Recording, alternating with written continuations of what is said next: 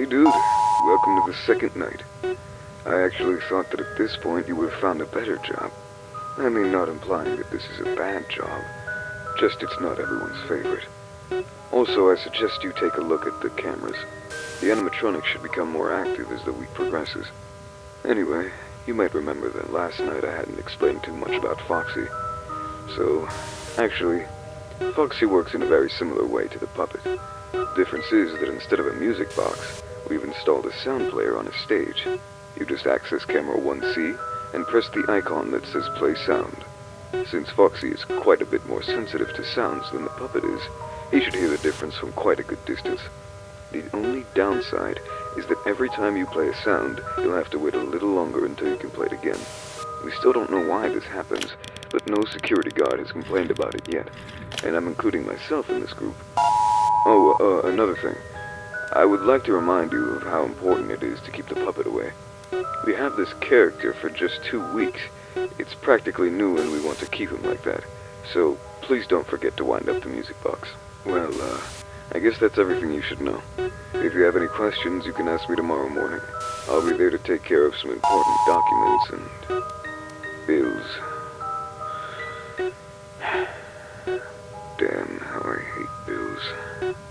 Anyway, I'll see you tomorrow. Bye.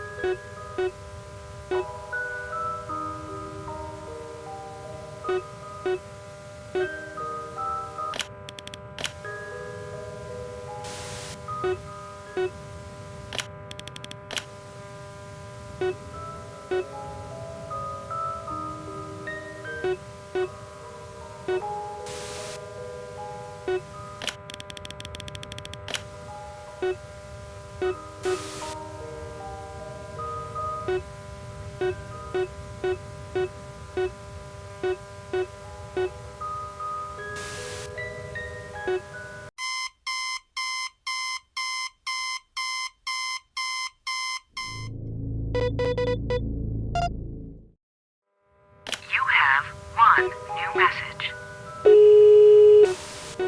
Hey man, back again for another night at Fredbear's, huh?